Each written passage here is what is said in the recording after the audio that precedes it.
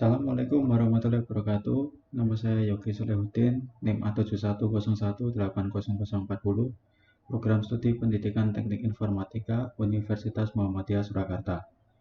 Kali ini saya akan mempresentasikan hasil dari jawaban ulangan akhir semester mata kuliah keamanan jaringan, yaitu nomor 1A, membuat analisis resiko keamanan terhadap perusahaan beserta penjelasannya.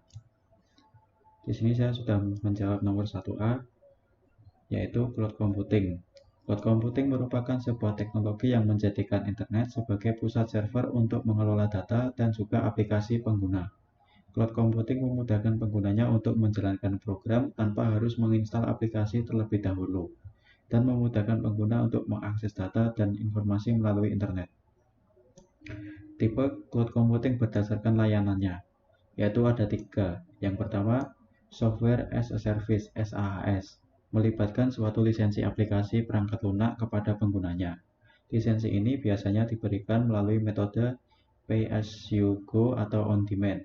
Tipe seperti ini bisa ditemukan di Microsoft Office 365. Yang kedua, Infrastructure as a Service atau IaaS, melibatkan metode untuk mengirimkan suatu file dari sistem operasi ke server dan penyimpanan melalui konektivitas berbasis IP sebagai bagian dari layanan on-demand. Klien jadi tidak perlu membeli perangkat lunak atau server. Contoh populer dari tipe ini adalah Public Cloud dari Indonesian Cloud dan Microsoft Azure.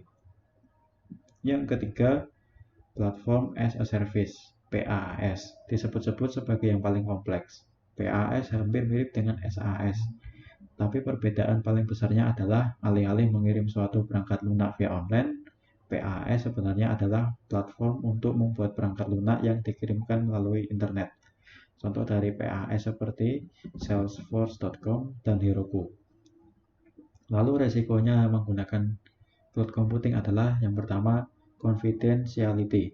Ketika kita menggunakan cloud computing untuk menyimpan data-data pribadi maupun perusahaan, kita harus mengetahui apakah data tersebut tersimpan dengan aman atau tidak. Kita harus mengetahui apakah cloud computing yang kita gunakan dikelola oleh pihak lain dan apakah mereka terpercaya. Pihak luar yang menyediakan layanan cloud computing untuk kita dapat mengakses dan menyalahgunakan data yang telah kita simpan. Bila hal ini terjadi dan diketahui secara publik, orang-orang yang akan kehilangan kepercayaannya.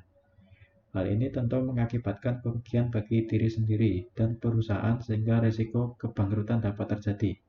Oleh karena itu, kita wajib mengetahui apakah pihak yang menyediakan layanan cloud computing tersebut dapat dipercaya atau tidak. Yang kedua, security atau keamanan. Setelah kita mempercayai pihak penyedia cloud computing untuk menyimpan data-data penting, kita juga harus mengetahui bagaimana sistem keamanan dari cloud computing tersebut, di manakah data kita disimpan merupakan salah satu hal yang wajib kita ketahui. Setelah kita mengetahui hal tersebut, kita juga harus tahu siapa saja yang mengakses data. Hal ini dikarenakan banyak pihak asing yang sering menyerang sistem cloud computing demi mendapatkan data vital perusahaan.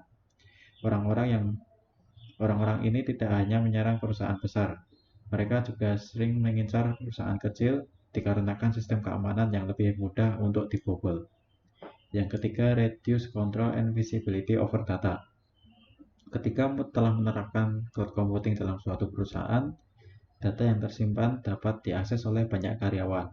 Umumnya, ketika seorang karyawan mengakses data di dalam cloud computing, tidak ada yang mengetahui hal ini, sehingga karyawan tersebut dapat melakukan tindakan merugikan perusahaan. Karyawan bisa saja mendownload data tersebut kemudian menyimpannya untuk dirinya sendiri. Hal ini tentu berbahaya karena dapat disalahgunakan dan akan merugikan perusahaan. Yang kedua, lack of control over the cloud service and stored data is lost. Kita tidak tahu apakah layanan cloud computing yang sedang kita gunakan dapat selalu kita akses.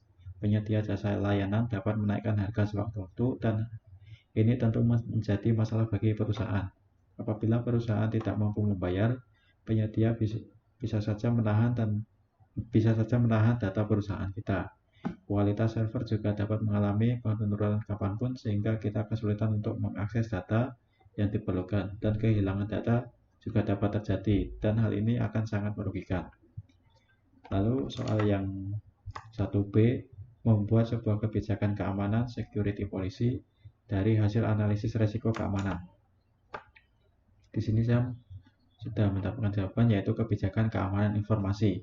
Suatu kebijakan keamanan harus diterapkan untuk mengarahkan keseluruhan program. Perusahaan dapat menerapkan keamanan dengan pendekatan yang bertahap. Di antaranya terdapat 5 fase, yaitu yang pertama, inisiasi proyek, membentuk sebuah tim untuk mengawas proyek kebijakan keamanan tersebut. Yang kedua, penyusunan kebijakan, berkonsultasi dengan semua pihak yang berminat dan terpengaruh. Yang ketiga, konsultasi dan persetujuan, berkonsultasi dengan manajemen untuk mendapatkan pandangan mengenai berbagai persyaratan kebijakan. Yang keempat, kesadaran dan edukasi, melaksanakan program pelatihan kesadaran dan edukasi dalam unit-unit organisasi. Lalu yang terakhir, penyebarluasan kebijakan. Kebijakan ini disebarluaskan unit organisasi di mana kebijakan tersebut dapat diterapkan. Lalu kebijakan keamanan yang terpisah dikembangkan untuk keamanan sistem informasi, pengendalian akses sistem, keamanan personil, keamanan lingkungan fisik, keamanan komunikasi data, klasifikasi informasi, perencanaan kelangsungan usaha, dan yang terakhir, aksesibilitas manajemen. Kebijakan terpisah ini diberitahu kepada karyawan, biasanya dalam bentuk tulisan dan melalui program pelatihan dan edukasi. Setelah kebijakan ini diterapkan, pengendalian dapat diimplementasikan. Lalu resikonya ada pencurian dan pengungkapan informasi. Suatu informasi atau basis data disediakan untuk orang-orang yang berhak untuk mengaksesnya. Namun apa yang terjadi jika informasi tersebut diketahui atau diakses oleh orang yang tidak memiliki hak akses? Bisa jadi informasi itu akan hang atau dimodifikasi sesuai keinginan orang tersebut, atau membocorkan informasi kepada orang lain yang dapat membahayakan sumber informasi tersebut, entah organisasi, perusahaan, ataupun yang lainnya. Yang kedua, modifikasi informasi. Seperti sebelumnya, risiko ini terjadi saat seseorang yang tidak memiliki hak akses yang mencoba untuk mendapatkan informasi dan memodifikasi hal tersebut, sehingga informasi sampai pada tujuan informasi tersebut telah berubah atau tidak sama saat dikirimkan ke sumber. Lalu yang selanjutnya, saat pengguna ilegal. Saat pengguna ilegal berhasil untuk memasuki sistem informasi perusahaan, bukan tidak mungkin akan menggunakan sumber daya secara ilegal. Contohnya, mendapatkan akses telepon dan melakukan sambungan telepon jarak jauh tanpa hak akses. Lalu yang terakhir, penghancuran yang tidak terotorisasi. Seseorang dapat menghancurkan piranti keras dalam suatu perusahaan atau milik pribadi yang menyebabkan operasional komputer perusahaan menjadi terganggu, bahkan tidak berfungsi. Lalu soal 1C, membuat strategi dan dokumentasi tentang rencana pencetangan atau backup dan pemulihan pada perusahaan. Di sini saya sudah membuat pencetangan, yaitu dengan membedakan informasi atau data dari online ke offline dengan harddisk atau SSD pada komputer yang ingin disimpan informasinya. Lalu bisa juga dari offline ke online dengan menggunakan cloud seperti Google Drive, Oracle, atau iCloud. Di sini saya akan mencoba mempraktikkan cara memindahkan dari offline ke online.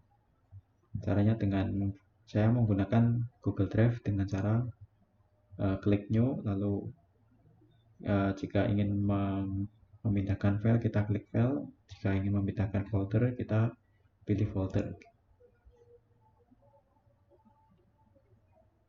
Lalu muncul folder apa yang ingin kita pindah dari offline ke online, kita pilih contoh dampak MBKM. Klik unggah, lalu kita tunggu sampai proses unggah selesai.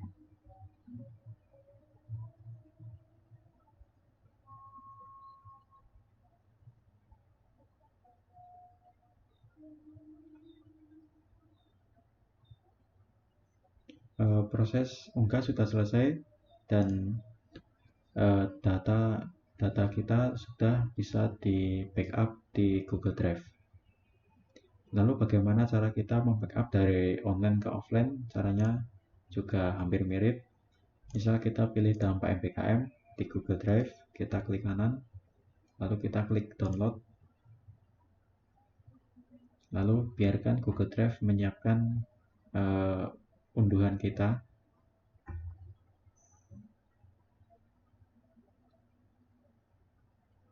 Setelah sudah siap, kita pilih di mana akan kita letakkan data tersebut, untuk kita simpan.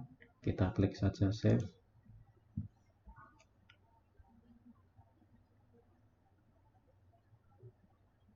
Alhasil data tersebut berhasil kita simpan di komputer.